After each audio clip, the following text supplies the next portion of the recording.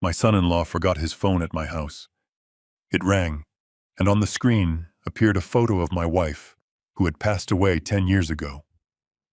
When I opened the message preview, my heart almost stopped. It said she was waiting for him, and she needed cash. Before I continue this story, let me know where you are watching from in the comments below.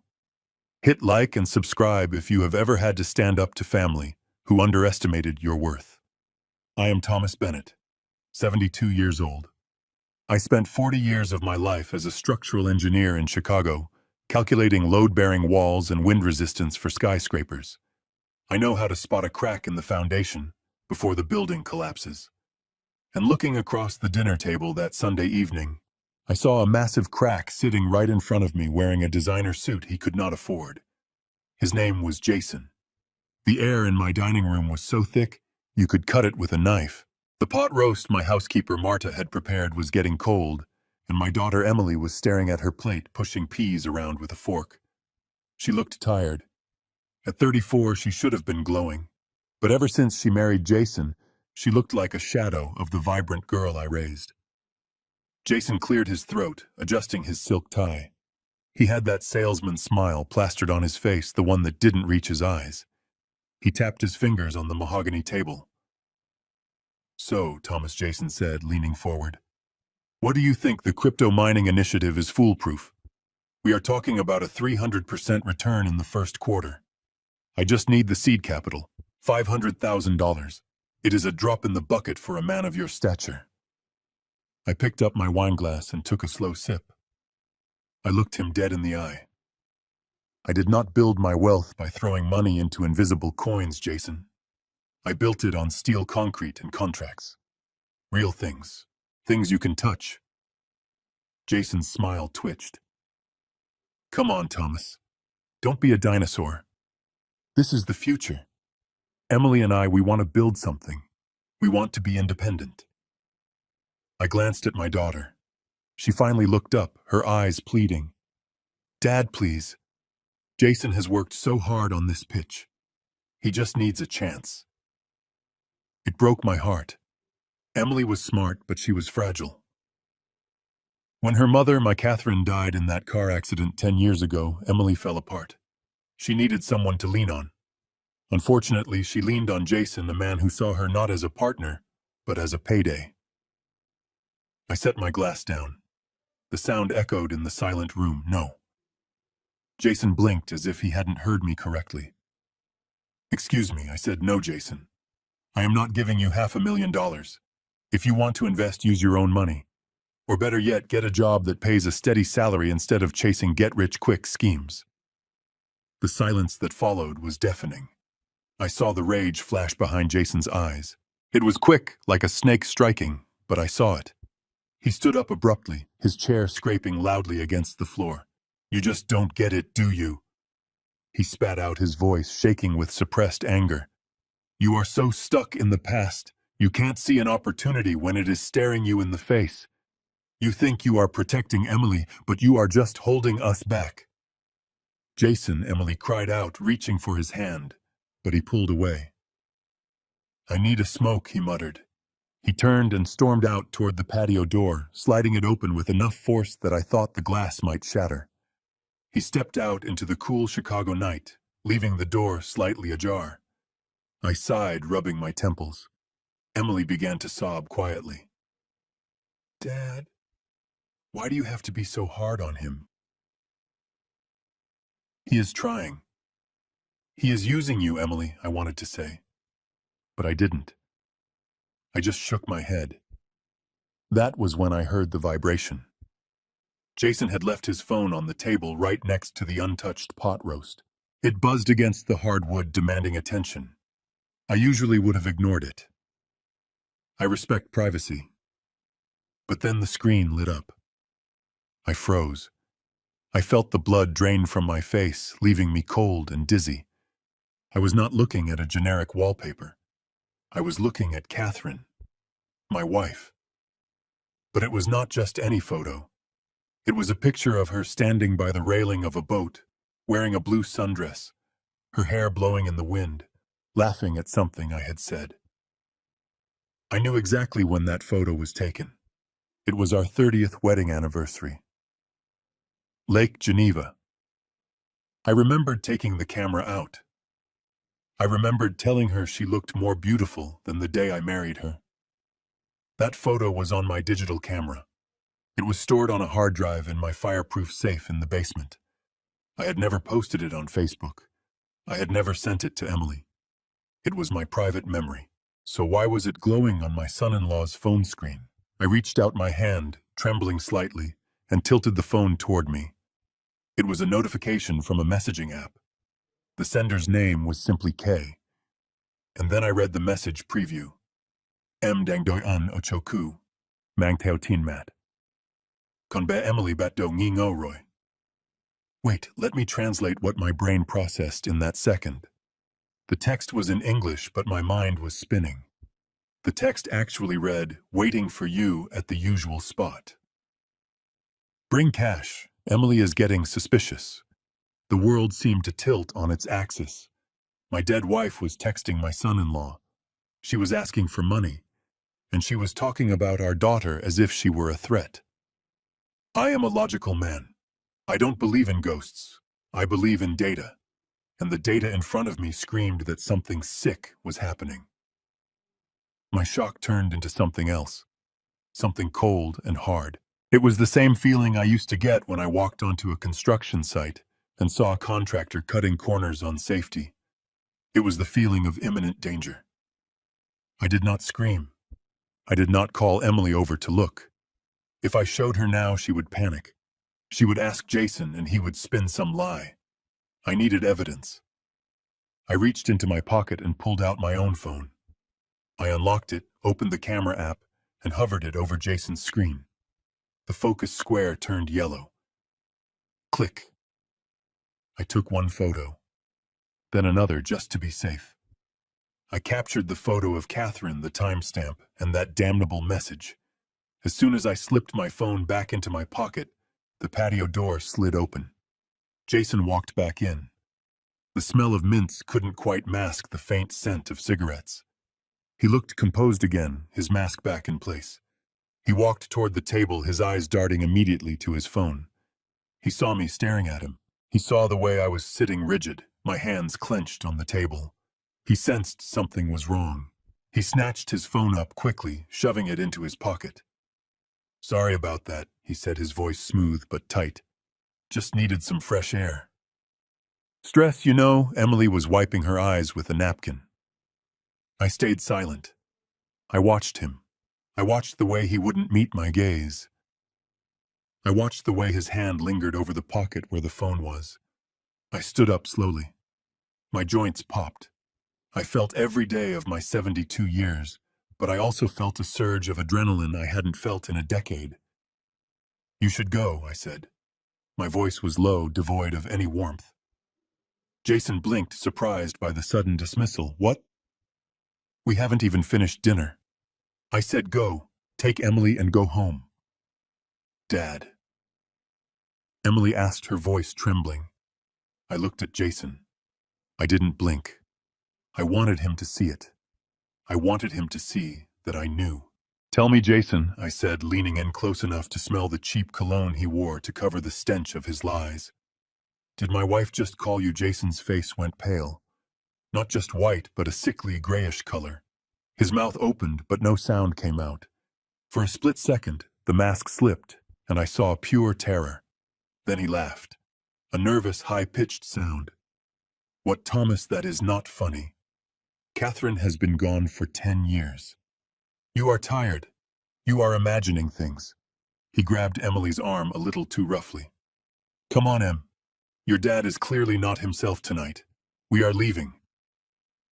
I watched them walk to the door. I didn't stop them. I didn't yell. I stood there in the middle of my empty dining room, listening to the sound of his car engine fading into the distance. I pulled my phone out again and looked at the photo I had taken. The woman in the blue dress smiled back at me. "I am not imagining things, Jason," I whispered to the empty room. I walked over to the security panel on the wall and locked the house down. Then I walked to the basement. I didn't go to sleep. I went to my old workstation, the one with the 3 monitors I used for drafting blueprints. I sat down and placed my phone on the desk. My hands were steady now. The engineer was back at work, but this time I wasn't building a skyscraper. I was preparing to demolish one. I dialed a number I hadn't called in 5 years. It rang twice before a gruff voice answered. "Yeah, Mike, it is Thomas Bennett," I said. There was a pause, then a warmer tone. "Mr. Bennett, it has been a long time. Everything okay? No, Mike. I need you to work tonight. I need eyes on a vehicle. And I need you to find out who is using a dead woman's face to make phone calls." I hung up and looked at the screen again. "Waiting for you at the usual spot." I was going to find that spot. And God help whoever was waiting there. That question hung in the air, like smoke from a blown-out candle. "My wife called you." The silence in the dining room was heavy, broken only by the hum of the refrigerator and the shallow, ragged breathing of my daughter. Jason held his phone against his chest, his knuckles white, his eyes darting between me and Emily. For a moment, he looked like a cornered rat, the kind that bites when it has nowhere left to run. But then, right before my eyes, I watched a transformation that made my blood run cold. The fear vanished from his face, replaced by a look of wounded dignity. He straightened his jacket, let out a long, exasperated sigh, and shook his head as if he were dealing with a senile child. He walked over to Emily and knelt beside her chair, taking her trembling hand in his.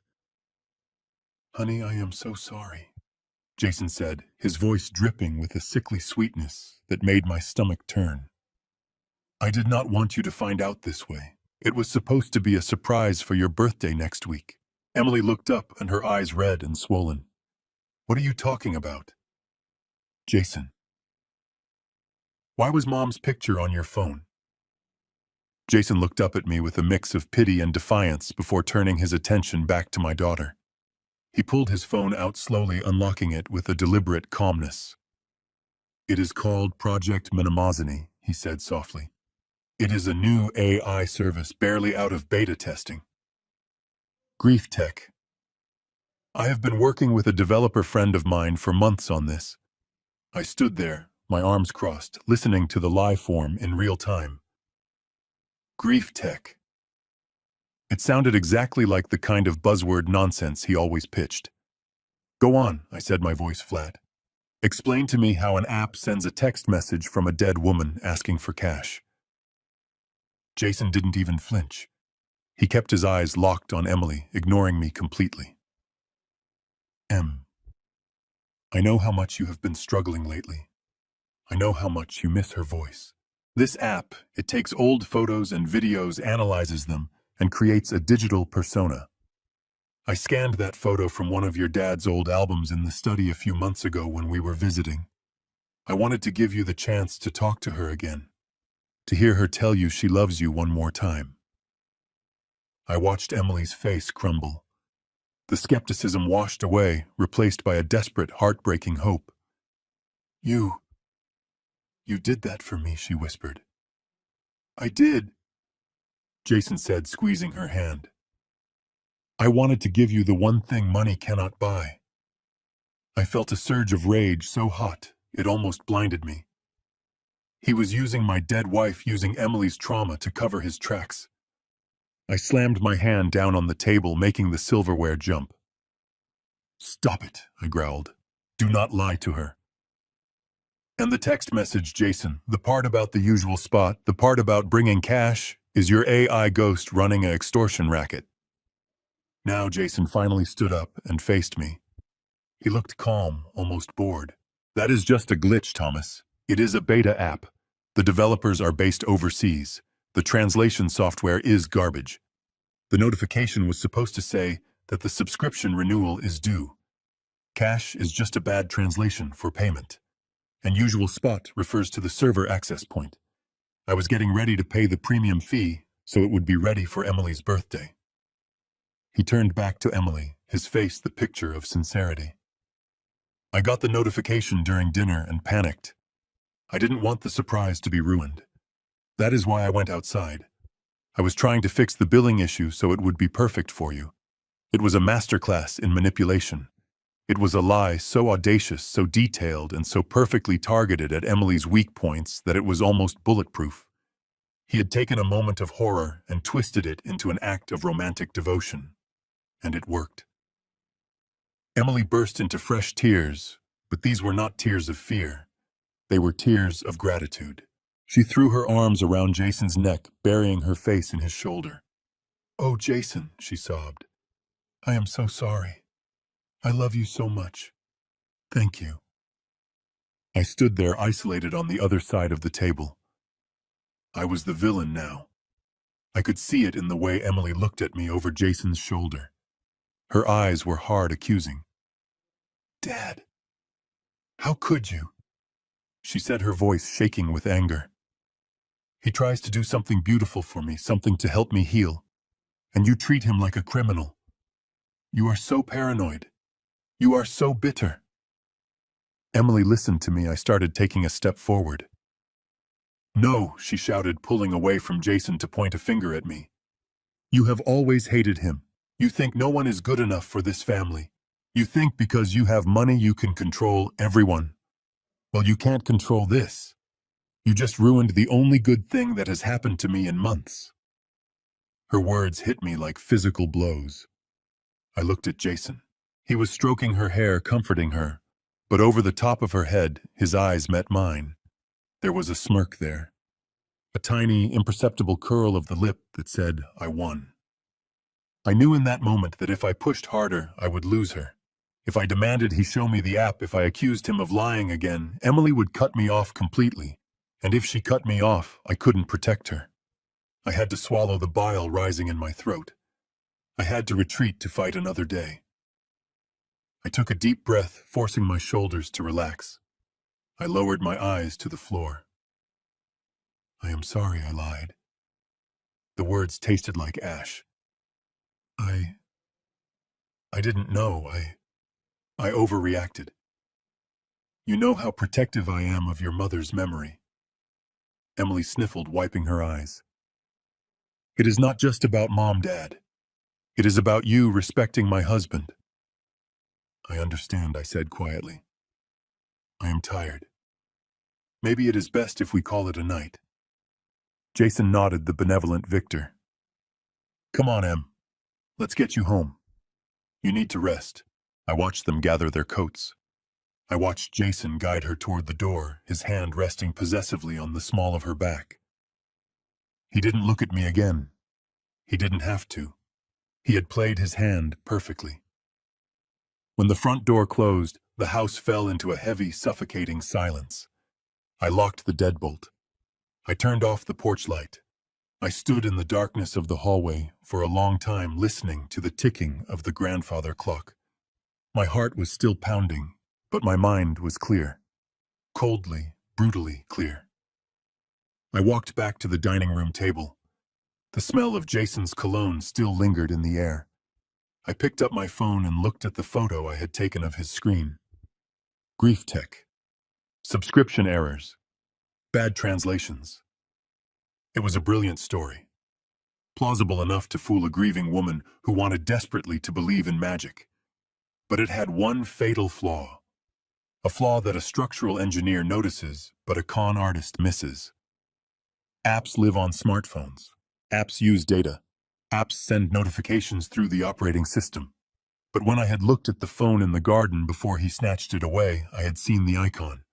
It wasn't a push notification from a fancy new AI application. It was a standard SMS text message.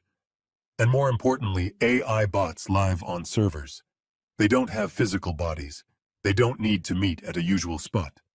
And they certainly don't need physical cash. Jason had made a mistake. He thought he was smarter than the old man. He thought I was just a dinosaur with a checkbook. He didn't know that I spent 40 years analyzing stress points. I went to the kitchen and poured myself a glass of water, my hand steady. He had won the battle at the dinner table, but he had just started a war he wasn't equipped to fight. I drank the water in one gulp. Then I walked to the basement door. AI does not call from a burner number, I whispered to myself. I descended the stairs into the cool, dark air of my workspace. It was time to find out who was really on the other end of that phone. Because if it wasn't a computer program, it was a woman. And if she was pretending to be my wife, I was going to find her. And when I did, Jason's perfect little story was going to collapse like a house of cards in a hurricane. The blue light from the 3 high-definition monitors washed over my face, turning the lines of my skin into a topographic map of exhaustion. My basement office was silent, save for the hum of the cooling fans in the hard drive tower. This was my sanctuary. For 40 years, I had sat in this chair designing the skeletal structures of hospitals and skyscrapers, calculating the exact amount of pressure a steel beam could take before it buckled. Tonight, I was calculating the breaking point of my own family. I did not go to sleep. Sleep is for the innocent, and after what I had witnessed at dinner, I no longer had the luxury of innocence. I typed in my password, a string of numbers that corresponded to the date I first met Catherine. The security system interface loaded, displaying a grid of 16 cameras covering every inch of my property. I selected camera 4, the patio. I scrubbed the timeline back to 7:14 p.m. That was when Jason had stormed out of the dining room feigning righteous indignation. I pressed play. On the screen, grainy but clear enough, Jason stepped out into the cool night air. He didn't look like a man who was hurt by his father-in-law's rejection. He didn't look like a husband trying to fix a billing error for a sentimental gift. He looked like a predator checking the wind. He walked to the edge of the patio out of the direct line of sight from the dining room window, but he forgot that I had installed a wide-angle lens specifically to monitor the back gate. He checked his watch. He paced back and forth, running a hand through his hair. Then he did something that made the engineer in me nod in grim satisfaction. He didn't reach into his jacket pocket where he had put the iPhone he showed us at the dinner table. He didn't reach into his pants pocket. Instead, he knelt down on one knee as if he were tying his shoelace. I zoomed in. The pixels blurred slightly, but the image was undeniable. He reached into his left sock and pulled out a small black object. It wasn't a smartphone with a high-resolution screen capable of running advanced AI software. It was a burner phone. A cheap plastic flip phone that you buy at a gas station for $20 when you don't want to be traced. I leaned back in my chair, the leather creaking under my weight. AI. Grief tech apps do not run on 10-year-old flip phones. They do not require you to hide the device in your ankle sock like a drug dealer carrying a stash. I watched as he flipped it open and made a call. He didn't speak for long. Maybe 10 seconds. His body language was aggressive. He slashed his hand through the air, chopping at the invisible space between him and whoever was on the other end. He was shouting, though the glass doors muffled the sound. Then he snapped the phone shut, shoved it back into his sock, and stood up. He spent a few seconds composing himself, adjusting his tie, and putting that mask of the grieving, misunderstood husband back on his face before sliding the patio door open to return to our dinner. The video loop ended. I paused it on the frame where he was holding the burner phone. I reached for my landline. Cell signals can be intercepted, but a copper wire line is harder to tap without physical access. I dialed a number I knew by heart. It rang 4 times before a groggy voice answered. "Yeah, Mike, it is Thomas." The rustling of sheets on the other end. "Thomas, it is midnight. Is the house okay?" "The house is standing, Mike, but the foundation is rotting. I have a job for you." Mike O'Malley was a good man. A former Chicago beat cop who had been pushed out of the force for asking too many questions about where the captain's extra income came from. I had helped him set up his private investigation firm when no one else would give him a loan. He owed me, but more than that, he respected me. "I need a tail," I said, keeping my voice low. "Level 1 surveillance. I need you to get a bug on a vehicle tonight." "Who is the target?" Mike asked, the sleep completely gone from his voice. "Jason," I said. "My son-in-law." There was a heavy pause on the other line. Mike knew Emily. He had been security at her wedding. He knew how much I wanted that marriage to work for her sake. "You sure about this, Thomas?" he asked softly. "Once we open this door, we can't close it." I looked at the frozen image on my monitor.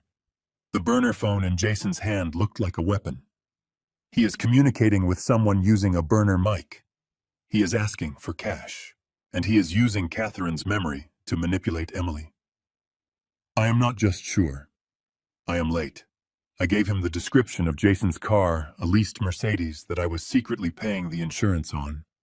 I gave him the license plate. I want to know where he goes, who he talks to, and what he eats for lunch. I want audio inside the cabin.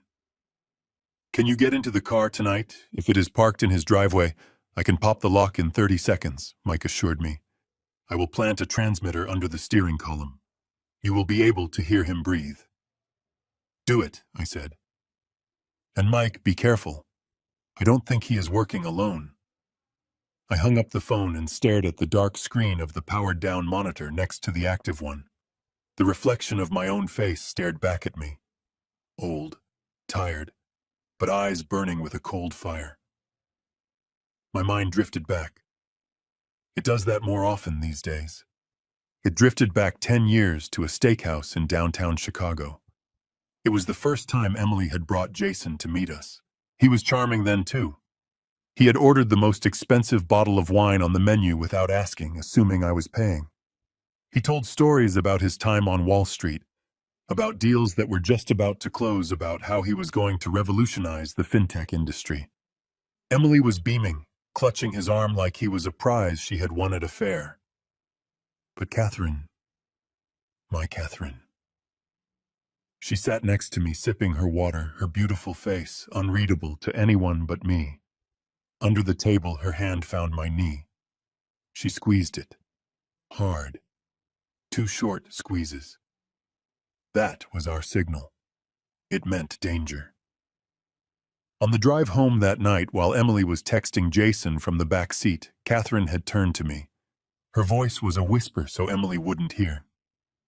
"Thomas," she had said, looking out the window at the passing city lights. "He does not look at people when they talk. He looks at their hands. He looks at their watches. He assesses value, not character." "You think he is a gold digger?" I had asked. "I think he is a coyote," she had replied. "He is hungry, and he sees a wounded rabbit in our daughter." I had dismissed her fears then. I told her she was being too protective. I told her the boy was just ambitious. I wanted Emily to be happy so badly that I ignored the wisdom of the woman who knew people better than I knew concrete. I rubbed my eyes, feeling the moisture of regret. "You were right, Catherine," I whispered to the empty basement. "You warned me." And I let the coyote into the henhouse. The hours ticked by. 1 a.m., 2 a.m. I didn't move. I sat there reviewing bank statements on the second monitor, tracing withdrawals that Jason had made from the joint account he shared with Emily. Small amounts at first, $200, $500, then larger. 1,000 here, 2,000 there. Labeled as business expenses, networking dinners, consulting fees. It was a slow bleed. He wasn't just stealing her money. He was draining her future, drop by drop. At 2:45 a.m., the landline rang again. It sounded like a gunshot in the silence. I picked it up before the second ring. "Talk to me," I said. "It is Mike." The voice on the other end was grim. The background noise sounded like wind rushing past a car window. "Did you plant the bug?" I asked. "I didn't have to," Mike said. "I drove to their house in Lincoln Park to do the job, but the car wasn't there." My grip on the receiver tightened. "What do you mean it wasn't there, Al?" "I watched them leave my house at 8 o'clock. They should have been home by 8:30. "He didn't go home, Thomas," Mike said. "I tracked the GPS on the Mercedes system. It is a feature you paid for when you bought the lease, remember?" "Where is he?" "He is in the south side," Mike said, "near 63rd and Halsted." I froze. That wasn't a neighborhood where investment bankers went for late-night meetings. That was a neighborhood of boarded-up windows, gang tags, and desperation.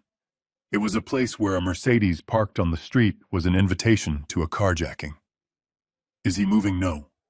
He has been parked in front of a tenement building for 3 hours. The building is a dump, Thomas. Half the lights are out. I felt a cold chill slide down my spine. Why would my son-in-law, who claimed to be building a high-tech AI empire, be sitting in a crumbling apartment block in one of the most dangerous parts of Chicago at 3 in the morning? Send me the address, as I said, standing up. You are not going down there, Thomas Mike warned. It is dangerous. Let me handle it. I grabbed my keys from the desk. I am not going to knock on the door, Mike. But I need to see who he is visiting. I need to see the face of the ghost he is consulting. I hung up the phone. I didn't feel tired anymore. The structural integrity of my family had just failed. The collapse had begun, and I was the only one who could control the demolition. I walked out of the basement, past the silent kitchen, and into the garage. My old Ford pickup truck sat there solid and reliable. I climbed in the engine, roaring to life like a waking beast. Jason thought he was playing a game with a senile old man. He was about to find out that this old man built the city he was trying to hide in. I backed out into the night, the headlights cutting through the darkness, heading south toward the truth. The drive south on the Dan Ryan Expressway felt like a descent into another world. The well-manicured lawns and gated driveways of the northern suburbs faded into the rearview mirror, replaced by the industrial skeletons of factories that had closed down 20 years ago. I kept my hands at 10 and 2 on the steering wheel, my eyes scanning the road. I had built structures all over this city, but I rarely came down here at night. This was a part of Chicago where the streetlights were often broken, and stop signs were treated as suggestions. I checked the GPS coordinates Mike had sent me. The dot on the screen was blinking steadily, a digital heartbeat leading me to the truth. I pulled off the highway and navigated through a maze of narrow streets. The houses here were old, huddled together for warmth, many with plywood, covering the windows like bandages over wounds. It was 3 in the morning, and the streets should have been empty, but shadows still moved on the corners. I spotted Mike's nondescript gray sedan parked half a block down from a crumbling brick tenement building. I pulled my truck in behind him, killing the lights and the engine. The silence that rushed into the cab was heavy. I grabbed the thermos of black coffee I had brought, my hands shaking slightly, not from cold, but from a rage I was struggling to contain. My phone buzzed. It was a text from Mike. Do not get out of the car. Watch the front door. I lowered my window just a crack to let in the cold night air. The smell of damp concrete and old exhaust fumes filled the cabin. I fixed my eyes on the entrance of the building. It was a heavy steel door, dented and scarred, lit by a single flickering yellow bulb. 10 minutes passed. Then 20. I began to wonder if Jason had already left, if we had missed him. I started to question my own sanity. Maybe I was just a paranoid old man chasing shadows. Maybe Jason really was just buying drugs or gambling. Maybe the photo on the phone really was just a sick joke or a misunderstanding. But then the steel door groaned open. My breath caught in my throat. Jason stepped out. He was still wearing his expensive dinner jacket, but he looked disheveled. He looked around nervously, checking the street, his eyes passing right over my dark truck. He didn't look like a grieving husband. He looked like a man who had just finished a transaction. But he wasn't alone. A woman stepped out behind him. For a second, my heart stopped beating. I mean that literally. I felt a physical pain in my chest that stole the air from my lungs. The woman was wearing a long trench coat, belted tightly at the waist. She had silver hair cut in a bob that stopped just above her shoulders. She turned her head to say something to Jason, and the light from the yellow bulb caught her profile. It was Catherine. I reached for the door handle, ready to throw myself out of the truck. It was impossible. I had buried Catherine. I had held her hand until it turned cold. But my eyes were telling me that my wife was standing on a sidewalk in the south side of Chicago, smoking a cigarette. Then she laughed. It was a harsh, rasping laugh. The sound of a smoker, deep and gravelly. It was not Catherine's laugh. Catherine's laugh had been like wind chimes, light and musical. This woman laughed like an engine trying to turn over in winter. She took a drag from her cigarette and stepped into the light. I saw her face clearly now. The illusion shattered. The structure of the face was similar, yes. High cheekbones, the same nose, but the skin was rougher, the eyes were harder, and there was a bitterness etched into the lines around her mouth that Catherine never had. My phone buzzed again. Mike had sent an image file. I opened it. It was a dossier. A profile of the woman standing 50 feet away from me. Her name was Vanessa Rayburn, 52 years old, former stage actress. She had a rap sheet that scrolled down my screen. Petty theft, check fraud, and 2 counts of insurance fraud involving staged accidents. I looked up from the screen to the woman. Jason handed her an envelope. It was thick. Cash. Vanessa took it, thumbed through the bills quickly, and tucked it into her coat. Then she did something that made my blood boil. She reached up and adjusted her hair, tilting her head exactly the way Catherine used to when she was listening to someone. She walked a few steps, mimicking Catherine's stride, that distinct, slightly quick pace of a woman who was always busy. It was a performance. I realized with a sickening clarity what I was watching. Jason hadn't built an AI. He hadn't written code. He had hired an actress. He had found a woman who bore a passing resemblance to my dead wife, a desperate woman with a criminal record and a need for quick cash. He was coaching her. He was paying her to learn Catherine's mannerisms, her walk, her silhouette. This wasn't technology. This was theater. Cruel, expensive theater designed for an audience of one. My daughter. I watched Jason say something final to Vanessa. He pointed a finger at her, aggressive and demanding. She nodded, looking bored, and flicked her cigarette butt into the gutter. Jason turned and walked toward his Mercedes, which was parked further down the block. Vanessa turned and disappeared back into the dark mouth of the tenement building. I sat there, gripping the steering wheel so hard my knuckles turned white. The engineer in me was analyzing the load-bearing capacity of this scheme. Why go to this length? Why hire a physical double in AI voice on a phone is one thing. A physical presence is high risk. It means they intend to escalate. It means a voice isn't enough anymore. They need Emily to see something. They need to break her reality completely. Jason drove away, his taillights fading into the gloom. Mike pulled out to follow him, sending me a quick text.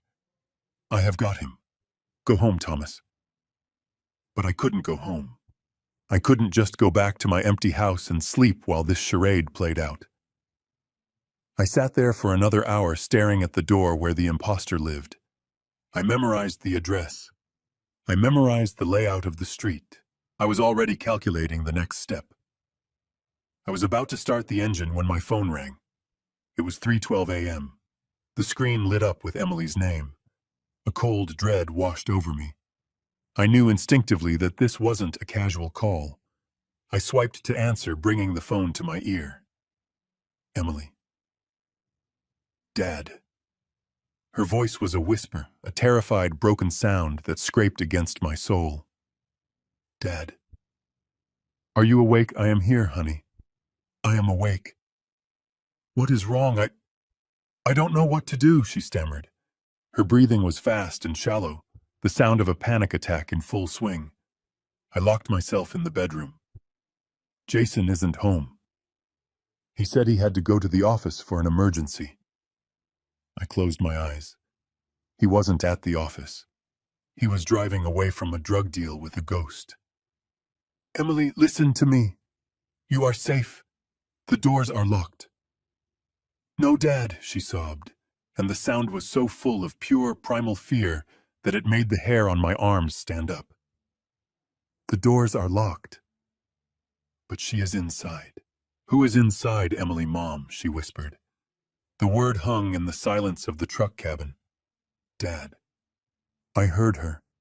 I heard her walking downstairs. The floorboards. You know how she used to walk. That click-click of her heels. I heard it.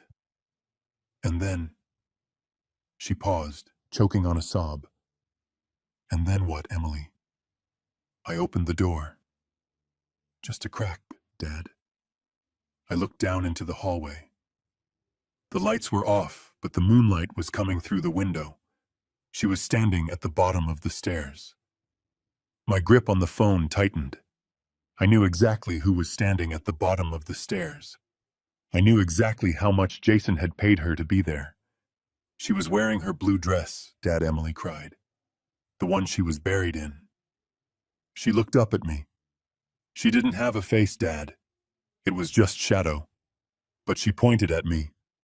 She pointed at me, and she told me I was being a bad daughter. She told me I had to fix it. Emily, listen to me very carefully, I said, my voice steady despite the rage burning through my veins. That is not your mother. Do you hear me? That is not Catherine. It is her, Emily. Screamed, losing control. She is here. She is angry because I haven't given Jason the money. She says I am selfish. She says I am letting the family down. The line went dead for a second, and then I heard a sound that chilled me to the bone. Through the phone in the background, I heard a faint rhythmic knocking. Dad, she is coming up the stairs, Emily whispered. Stay in the room, Emily. Lock the door. Push the dresser in front of it. Do not open it for anyone, not even Jason. Dad, help me. I am coming, Emily. I am coming right now. I threw the phone onto the passenger seat and slammed the truck into gear. The tires screeched against the asphalt as I peeled away from the curb. I didn't care about speed limits. I didn't care about red lights. Jason had made his move. He wasn't waiting for the birthday. He was accelerating the timeline.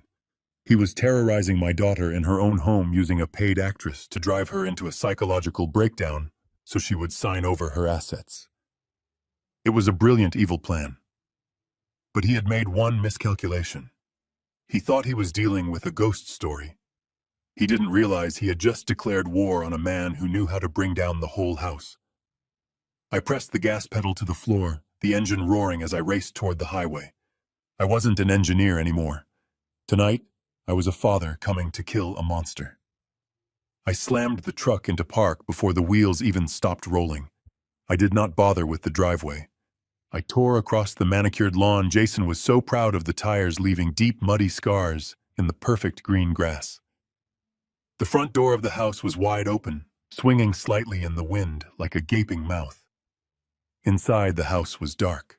Not the comforting darkness of a sleeping home, but a staged, theatrical darkness. The only light came from the flickering candles scattered across the living room floor, and the pale blue glow of the moonlight streaming through the high windows. I did not call out. I moved fast. I followed the sound of the sobbing.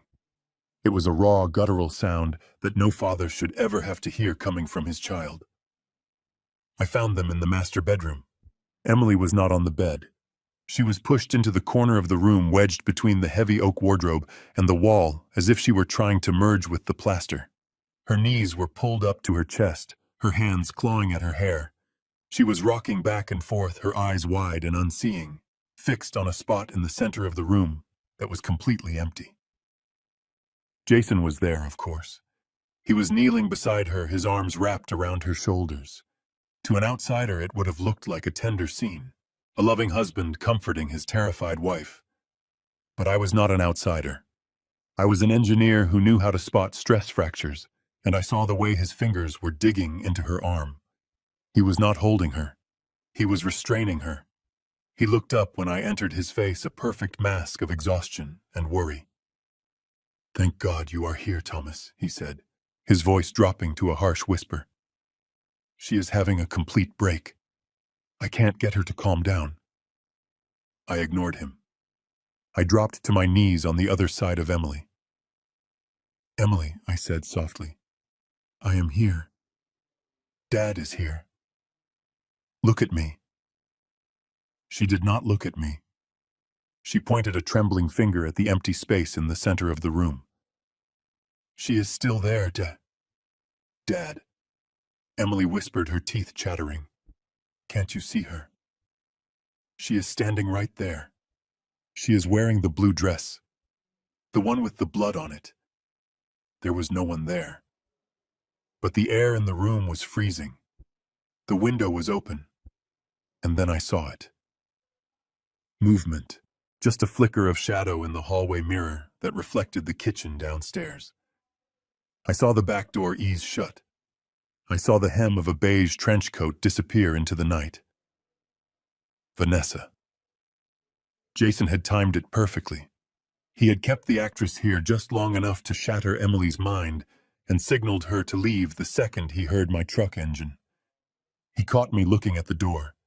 He didn't panic. He just blinked a slow, deliberate movement and gave a tiny, almost imperceptible shake of his head. It was a warning. If I chased her, I left Emily alone with him. If I stayed, the evidence vanished. He had me checkmated. I turned back to my daughter. Emily, honey, listen to me. That is not Mom. Mom is at peace. That was a trick. No. Emily screamed, shrinking away from me. She pushed my hand away as if my touch burned her. Do not lie to me anymore, Dad.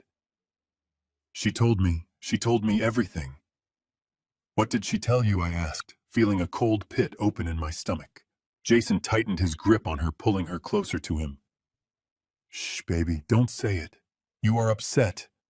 Let her speak, Jason, I snarled. Emily looked at me with eyes full of betrayal. It was the same look her mother used to give me when I worked late on Christmas Eve, but twisted into something horrifying. She said you are the one hurting her. Emily sobbed. She said her soul is trapped. She said she cannot move on because you tampered with the will. She said you stole the money that was supposed to be for our future children. She said you are hoarding it because you hate Jason, because you want us to fail. The accusation hit me harder than a physical blow.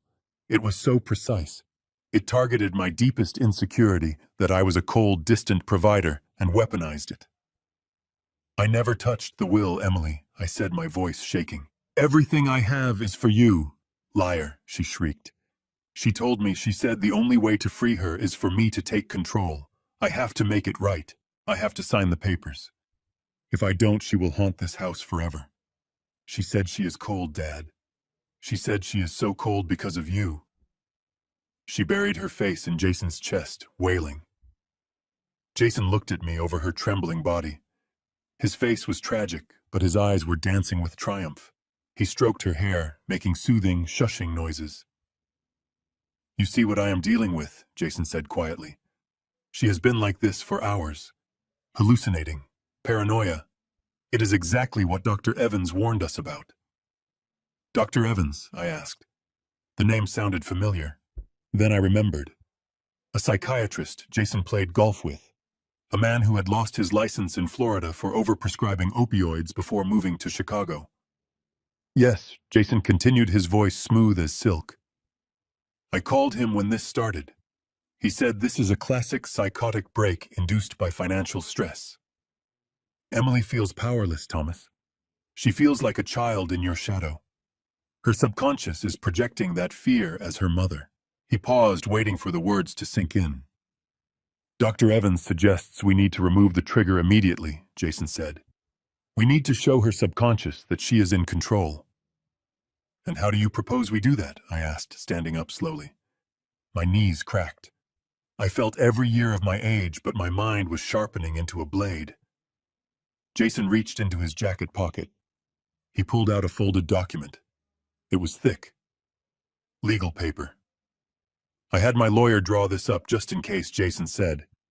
It is a temporary power of attorney and a transfer of guardianship for the trust. If Emily signs this, if she feels that she officially owns her assets, the doctor thinks the hallucinations will stop. It is a therapeutic measure, Thomas, just to help her sleep. We can reverse it later when she is better. I looked at the document. Then I looked at Jason. He wasn't just a thief. He was an architect of destruction. He had built this entire night, the fake ghost, the phone call, the terror, all to lead to this one moment. He wanted me to watch my daughter sign away her life to him. and he wanted me to believe it was the only way to save her sanity. If I refused, I was the monster keeping her in the nightmare.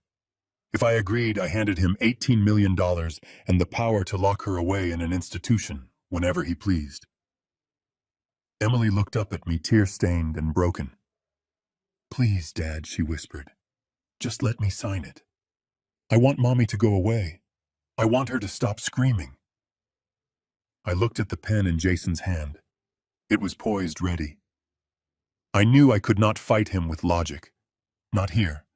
Not while Emily was in this state. Logic does not work on fear. I needed to buy time. I needed to disrupt the frequency. I took a deep breath.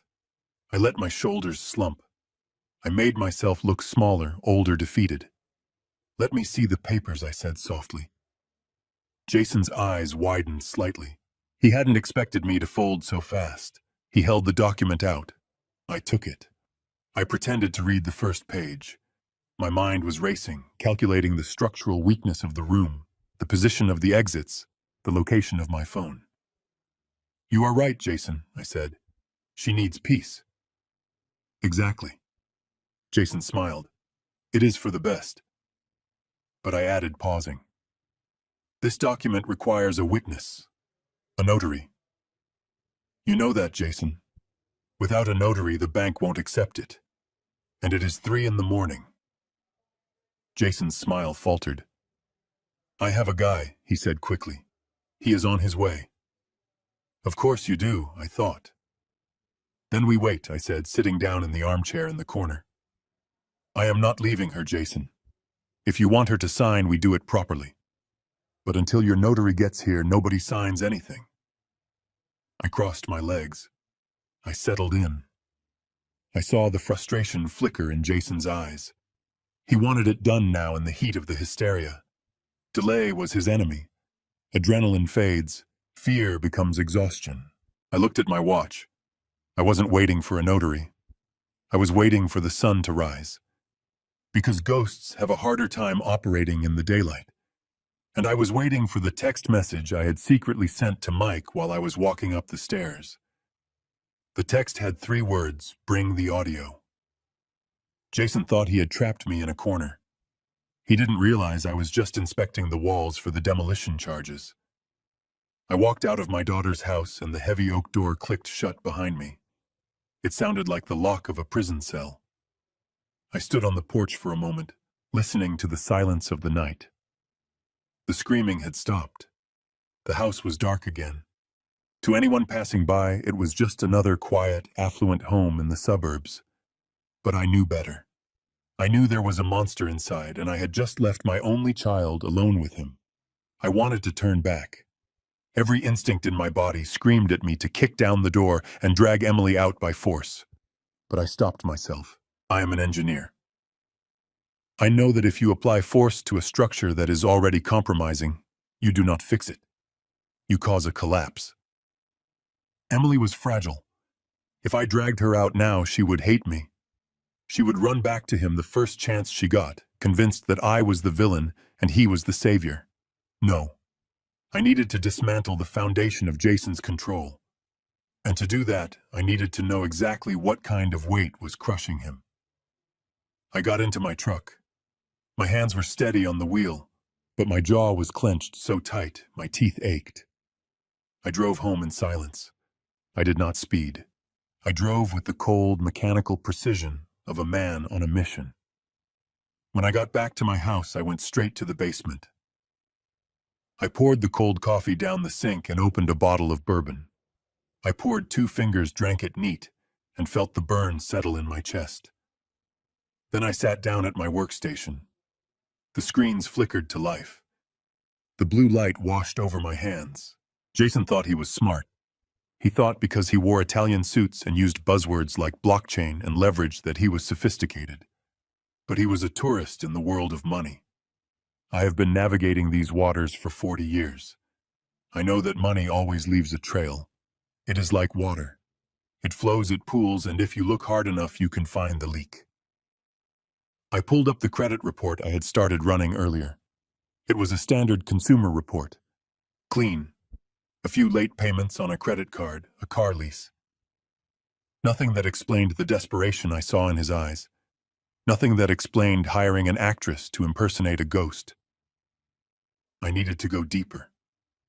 I picked up my secure line and dialed a number with a 702 area code. Las Vegas. It was 4 in the morning there. The man who answered did not sound asleep. He sounded like he was in the middle of a casino floor. Bennett, the voice barked. You are calling me on the bat phone. This better be good. I need a favor, Saul, I said. I need you to run a name through the private database. The one the casinos share with the loan agencies. The one that doesn't show up on Experian. Who is the mark? Saul asked. Jason Miller, my son-in-law. There was a pause, then a low whistle. Your son-in-law. You sure you want to know, Thomas? Sometimes ignorance is cheaper. Run it, I said. I waited. I heard the clicking of a keyboard on the other end. I stared at the cursor blinking on my own screen. The seconds stretched out like hours. I thought about Emily cowering in the corner. I thought about the fake Catherine pointing her finger. He is in deep. Thomas Saul's voice came back devoid of humor now. How deep he is flagged in 3 major houses. But that is not the problem. The casinos cut him off 6 months ago. He moved to private games, underground tables. Give me the number, Saul. He owes $2.4 million. The number hit me like a physical weight. $2.4 million. That wasn't bad luck. That wasn't a bad investment. That was a sickness. That was a man trying to fill a black hole inside himself with chips and cards. Who holds the paper? I asked. A shell company called Silver State Holdings, Saul said. But you and I both know who that is. It is the outfit that runs out of the back of the Stardust Strip Club. These guys are not bankers, Thomas. They don't send overdue notices. They send guys with baseball bats. And they don't have a grace period. When is it due? Saul hesitated. The note says the deadline is next Tuesday. If he doesn't pay in full, the interest rate jumps to 50%. And if he doesn't pay the interest, well, let's just say his life expectancy drops significantly. I thanked Saul and hung up. I sat back in my chair, the leather creaking. The pieces of the puzzle slammed into place with terrifying clarity. Next Tuesday. That was why everything was happening so fast. Jason didn't care about the crypto project. He didn't care about Emily's mental health. He didn't even care about the $500,000 he asked me for at dinner. That was just a desperate attempt to pay the interest to buy himself another week of breathing room. When I said no, he panicked. He realized he was out of options. He was a dead man walking. So he accelerated the plan. Emily's trust fund. I had set up that trust when Emily was born. It was worth $5 million today. But it was locked. Emily could only access the interest, not the principal, unless there was a medical emergency or unless she was declared mentally incompetent and her legal guardian authorized the liquidation for her care. The ghost. The gaslighting. The psychiatrist who lost his license.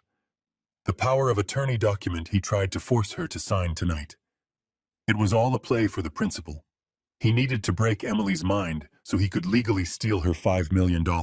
He was going to use my daughter's sanity to pay off a gambling debt to the Vegas mob. He was willing to put her in a mental institution for the rest of her life just to save his own skin.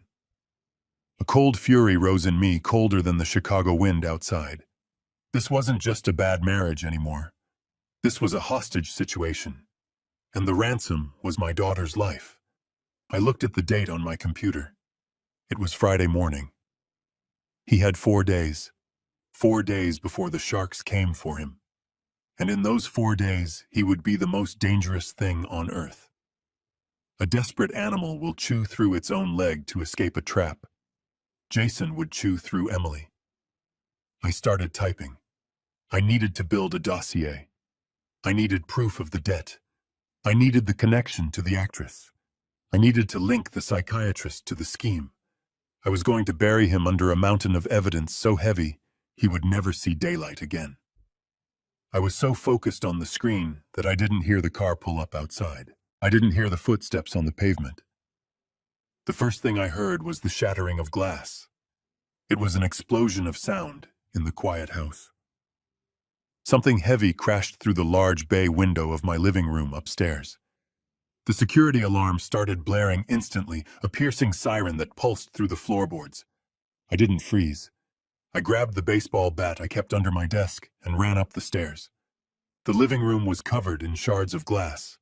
The wind was howling through the jagged hole in the window, blowing the curtains wildly. Lying in the middle of the Persian rug, surrounded by glittering diamonds of broken glass, was a brick. I ran to the window, stepping over the debris. I looked out onto the street. A dark sedan was speeding away, its tires squealing as it turned the corner. No license plate, just taillights disappearing into the fog. I looked down at the brick. There was a piece of paper wrapped around it, secured with a rubber band. I picked it up. My hands were shaking, not from fear, but from the adrenaline of combat. I pulled the paper free and unfolded it. It was a handwritten note, scrawled in thick black marker. "Stay out of family business, old man. Next time it won't be a rock." I stared at the note. It wasn't Jason's handwriting. It was too crude, too aggressive. He had sent someone. Maybe he had paid a local thug $100. Or maybe he had told his creditors that his rich father-in-law was the one blocking the payment. Maybe he had pointed the sharks at me. I looked out into the darkness. The alarm was still screaming, waking up the neighbors. But inside my head, it was quiet. Jason had made a fatal error. He thought this rock would scare me. He thought that by breaking my window, he would break my resolve.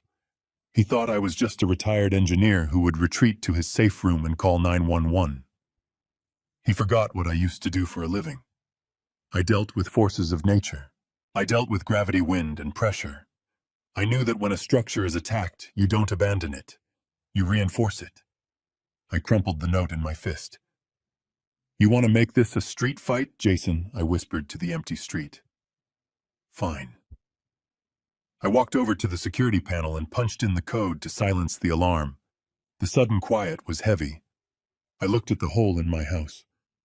It was an act of war. I turned around and walked back to the kitchen. I didn't call the police.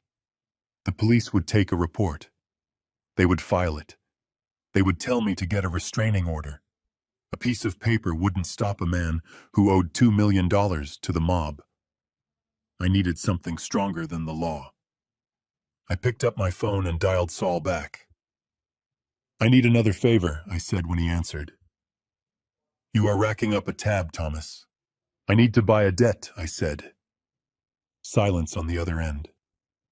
"What did you say? I want to buy the paper on Jason Miller," I said, my voice as hard as concrete. "I want to become the holder of the note." "How much to get Silver State Holdings to assign the debt to me, Thomas?" "You are talking about paying $2.5 million cash to criminals, just to own your son-in-law." "No," I said.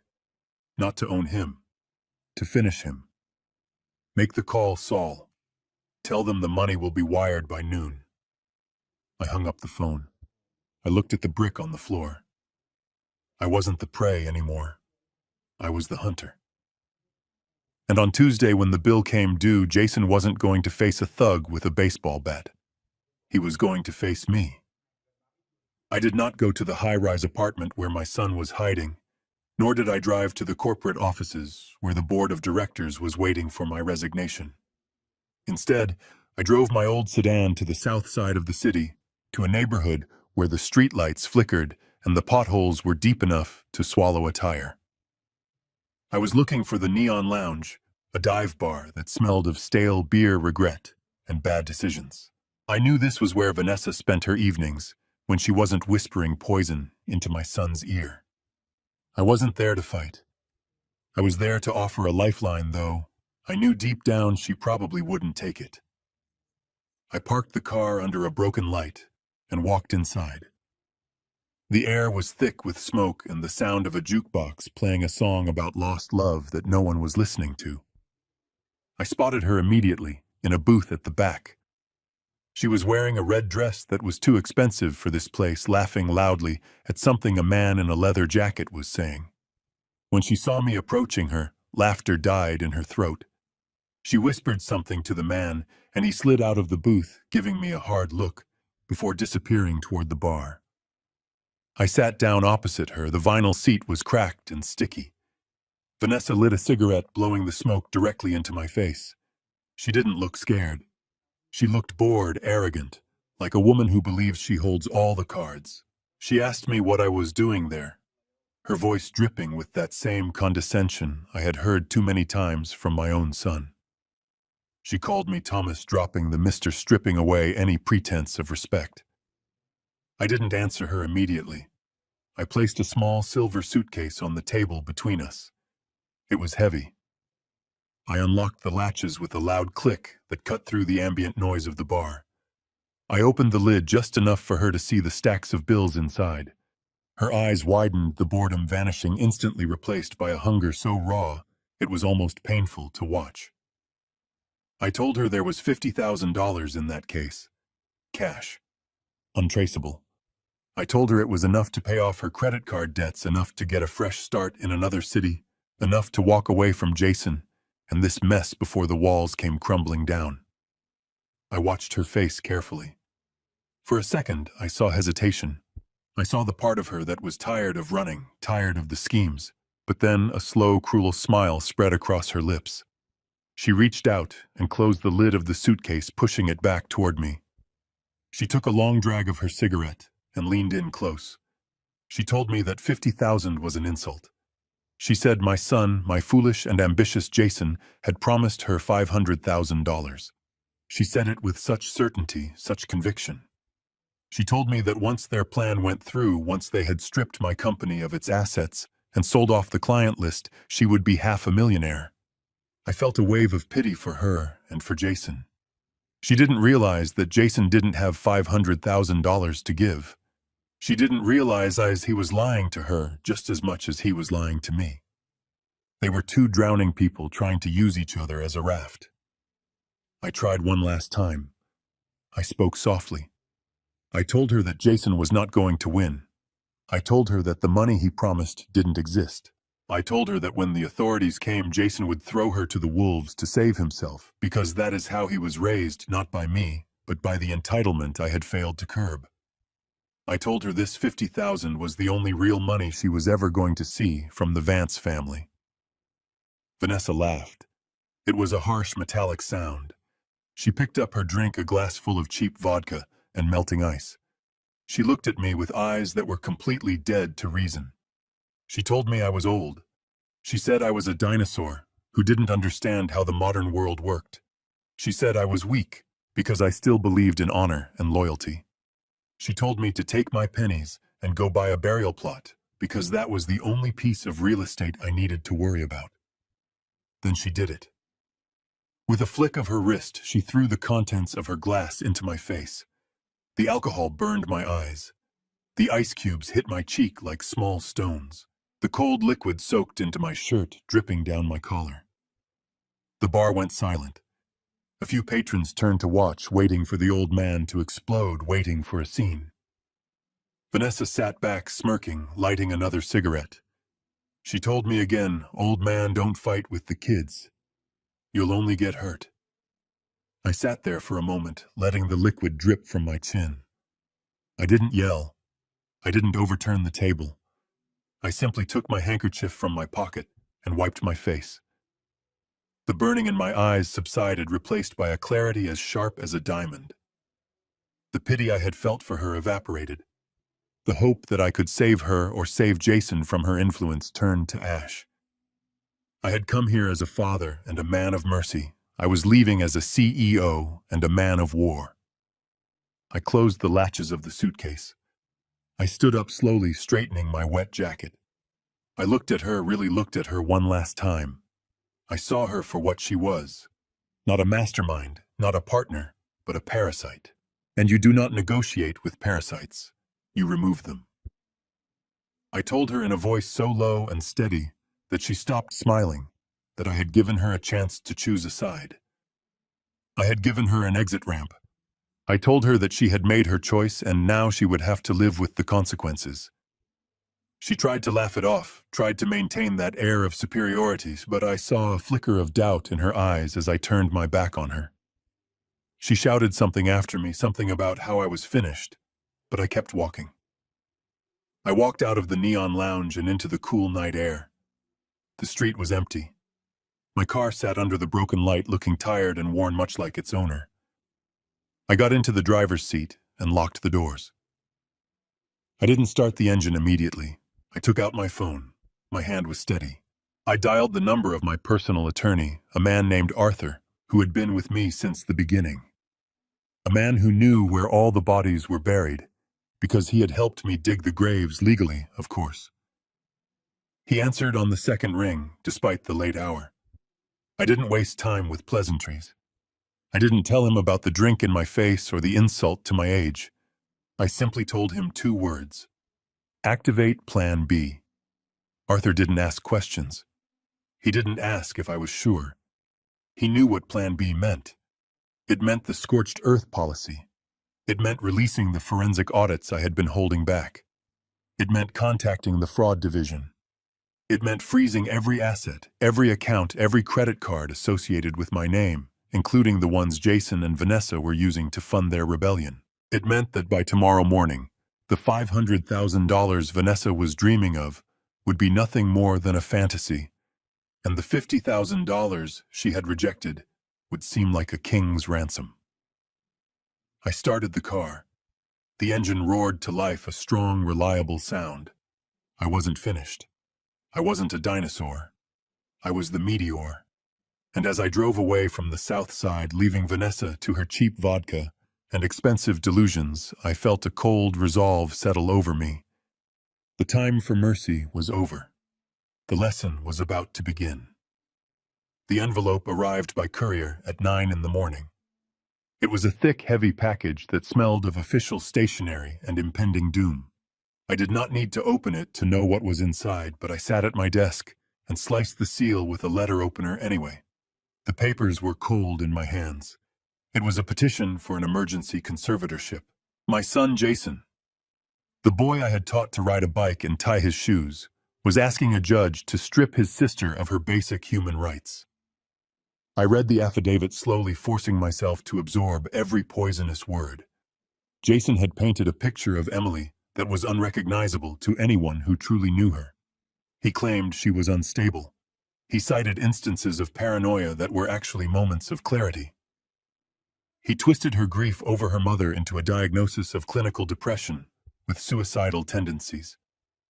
He wrote that she had threatened to harm herself, a lie so blatant it made my hands shake. He claimed she was incapable of managing her own finances or making medical decisions. And the masterstroke was how he portrayed me.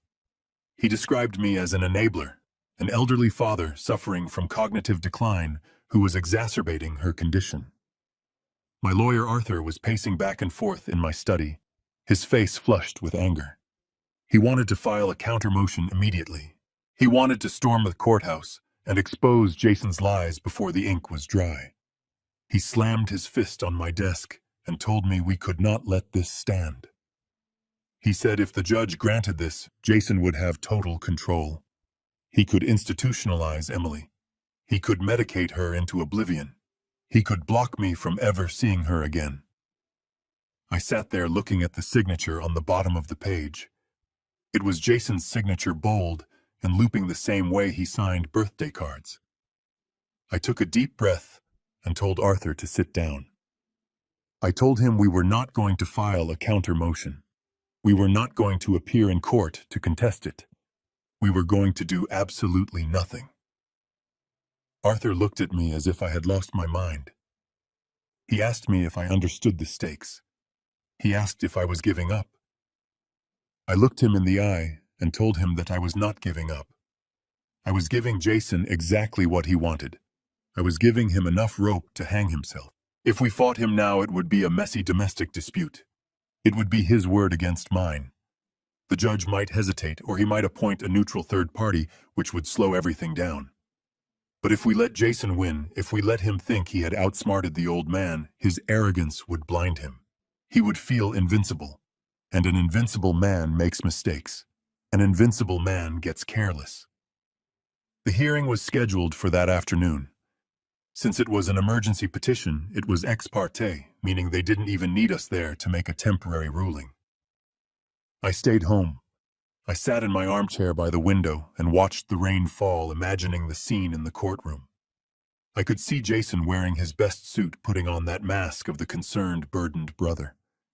I could hear him telling the judge how hard it was for him to take this step, how much he loved his sister, how he only wanted to save her. By 4 o'clock, my phone buzzed. It was a text from Arthur. The judge had granted the temporary conservatorship. Jason was now effectively Emily's legal guardian. He had the power to control her movements, her associations, and her assets. Legally, I was now a stranger to my own daughter. A heavy silence settled over the house. It was the kind of silence that screams. I felt a physical ache in my chest, a deep gnawing fear for Emily. I knew she would be terrified. She would feel abandoned. She would think I had failed her. I had to trust that she was strong enough to hold on for just a little longer. I had to trust that the seeds of doubt I had planted in her mind earlier would keep her alert. I had to sacrifice the battle to win the war. I spent the evening reviewing the files Arthur and I had compiled. The bank transfers, the shell companies, the evidence of Jason's debts. I looked at the photos the private investigator had taken. I looked at the timeline of events. It was all there. But I needed one more thing. I needed Jason to make an overt act of malice while he thought he was untouchable. I needed him to show his true face when he thought no one was watching. The sun went down and the room filled with shadows. I didn't turn on the lights. I just sat there waiting. I knew the call would come. Jason wouldn't be able to resist the urge to gloat. He needed to hear the defeat in my voice. He needed to confirm that I was broken. At 8 o'clock, the phone rang. The screen lit up with his name. I let it ring 3 times before picking it up. I didn't say hello, I just listened. Jason's voice was smooth, almost cheerful. He didn't mention the court order right away. He asked how I was doing. He asked if I had had a quiet day. The cruelty was subtle, wrapped in faux concern. He told me he had some good news. He said the court had agreed that Emily needed help. He said he was going to make sure she got the best care possible, implying that my care had been insufficient. I kept my voice low and weary. I didn't argue. I didn't scream. I sounded like a man who had been beaten. I asked him what happened next. He paused, savoring the moment. He told me that things were going to change. He said he was going to bring in some specialists to evaluate Emily. He said he was going to secure the house to make sure she didn't hurt herself. And then his tone shifted. It became darker, more intimate. He told me that they were holding a small gathering tomorrow night at the house. He called it a séance. He said they had found a medium, someone who could help Emily find closure with Mom. He said it was going to be a final farewell, a way to put the past to rest so they could move forward. I felt a chill run down my spine. A séance. It was absurd, theatrical, and deeply manipulative. Jason didn't believe in spirits.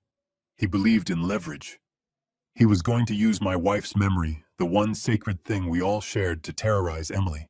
He was going to stage a performance to break her spirit completely. He invited me to come. His invitation wasn't out of kindness. It was a summons. He wanted me to be there to witness his triumph. He wanted me to watch as he took full possession of the family legacy. He lowered his voice to a whisper, the mask of the concerned brother slipping just enough to reveal the monster underneath. He told me I should come to say my goodbyes. He said it would be a chance to say goodbye to Mom, and to say goodbye to the way things used to be. He paused for effect, and then delivered the line that made my blood run cold.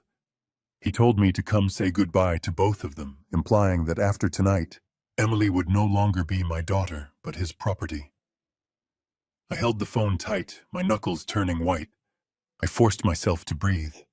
I forced myself to swallow the rage that threatened to choke me. I told him I would be there. I told him I wouldn't miss it for the world. He laughed a short, sharp sound and hung up. The line went dead. I lowered the phone and looked out into the darkness. Jason thought he had won. He thought the legal paper in his pocket was a shield. He didn't know that he had just invited the wolf into the sheepfold. He didn't know that by inviting me into that house, he was giving me the stage for his own destruction. I stood up and walked to the safe in the corner of the room. I dialed the combination, and the heavy door swung open. I wasn't reaching for a weapon, not the kind that fires bullets. I reached for a small black digital recorder and a file folder marked with red tape. Tomorrow night, there would be ghosts, yes. But they wouldn't be the ones Jason was expecting. Tomorrow night, the ghost of justice was coming to dinner. The morning after Jason's phone call was a blur of calculated activity. I didn't sleep. Sleep is for men who have peace of mind, and right now I was a man at war. I drove to a nondescript warehouse in the industrial district to meet Mike, my private investigator.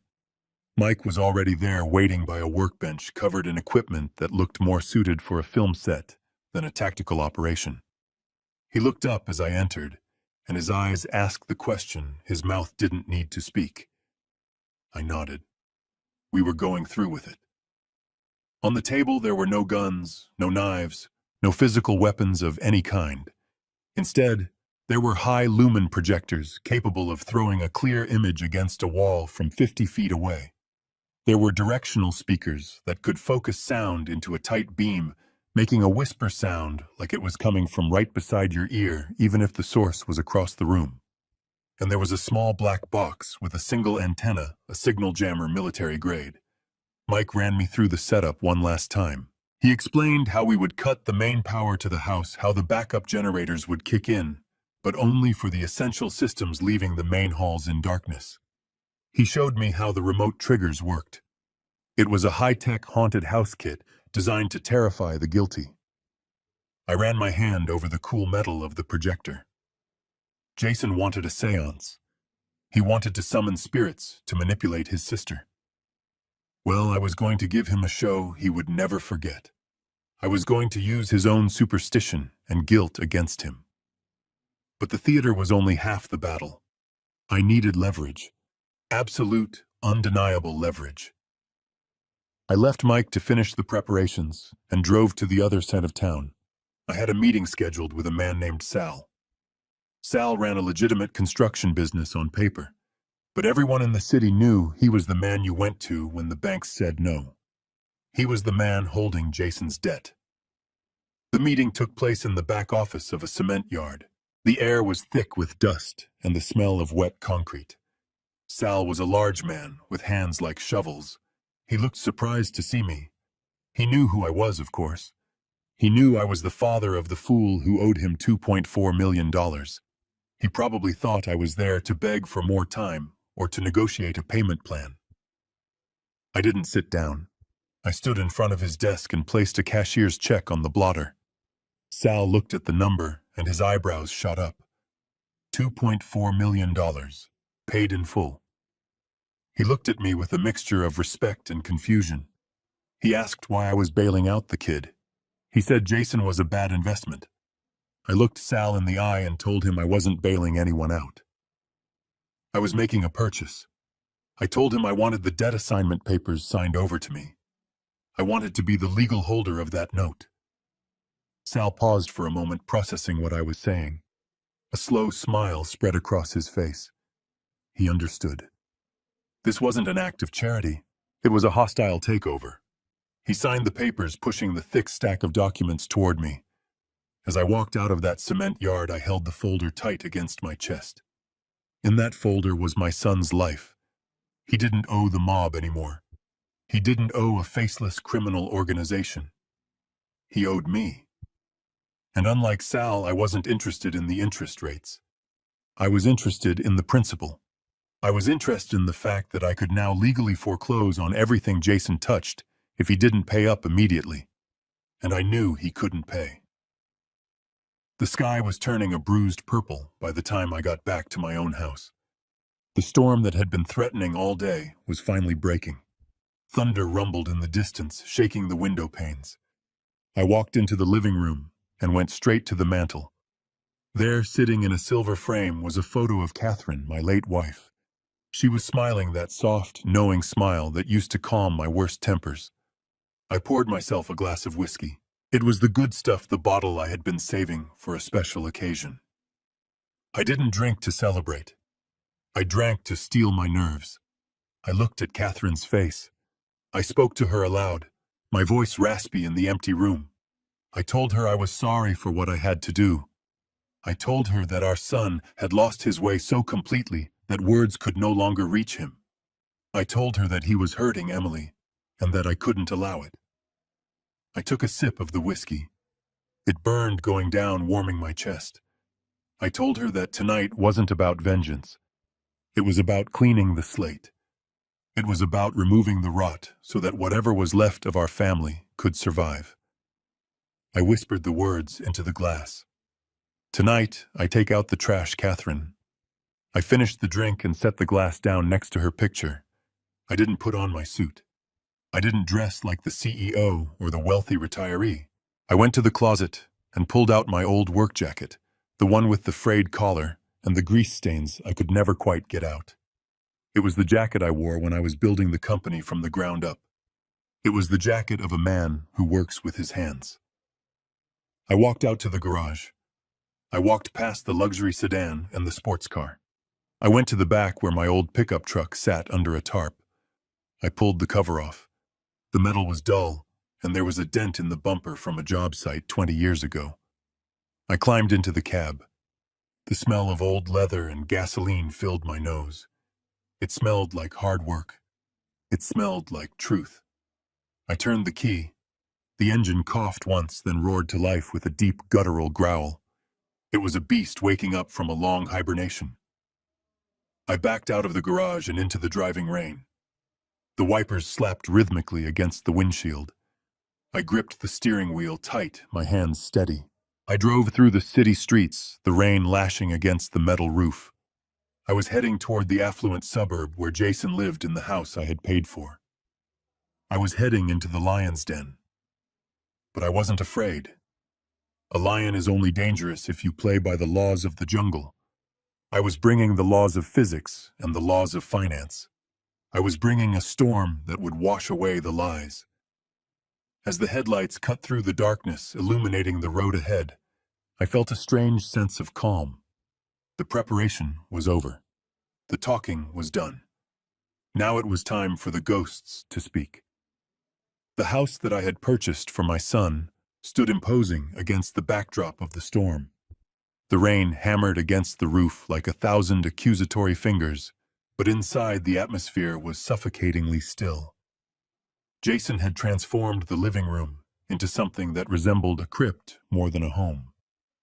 The expensive modern furniture had been pushed against the walls, covered in dark, heavy sheets. The windows were draped in black velvet, blocking out the flashes of lightning, sealing us in a bubble of artificial night. I stood in the doorway for a moment, letting my eyes adjust to the gloom. The air was thick with the smell of sage and something cloying, like rotting lilies. It was theater. Cheap, manipulative theater designed to break a fragile mind. Jason walked over to me. He was wearing black, his face arranged in a mask of solemn grief that didn't quite reach his eyes. He thanked me for coming in a whisper that was meant to sound reverent, but just sounded conspiratorial. He didn't ask about my truck or my work clothes. He didn't care.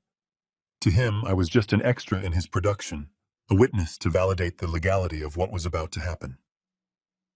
I walked past him to the center of the room. There, sitting in a high-backed wooden chair, was Emily. My heart clenched in my chest. She looked so small. Her skin was pale, almost translucent in the flickering light of the dozens of black candles scattered around the floor. Her eyes were wide but unfocused, darting around the room, seeing things that weren't there. Jason had told me she was on medication for her anxiety, but I knew the look of heavy sedation. She was pliable. She was confused. She was a lamb brought to the slaughter. I wanted to rush to her. I wanted to shake her awake and carry her out of that house, but I forced myself to walk slowly to the corner of the room, where a single chair had been placed for me. I sat down, keeping my hands deep in the pockets of my jacket. In my right pocket, my fingers curled around the cold plastic of the remote control Mike had given me. Not yet, I told myself. I had to let them play their hand. I had to let the atrocity unfold so that when the hammer fell, it would crush them completely. A woman I didn't recognize stepped out of the shadows. She was dressed in flowing robes, her fingers laden with silver rings. This must be the medium. She introduced herself as Madame Holloway, a conduit for the other side. I recognized her type immediately. I had seen plenty of con artists in my time, but this one was particularly vile. She began to chant a low, rhythmic droning sound that seemed to vibrate off the walls. Jason sat on the floor near Emily, holding her hand. It looked like a gesture of comfort, but I saw the way his fingers dug into her wrist. He was anchoring her, trapping her. Where is Vanessa, I wondered. She was conspicuously absent, but I knew where she was. I glanced at the vents near the ceiling and the subtle distortion in the air where a hidden projector might be.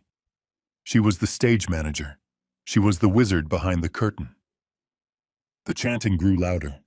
Madame Holloway threw some powder into a brazier, and a puff of green smoke rose up, twisting in the stagnant air. The lights, which were on a dimmer switch, began to flicker.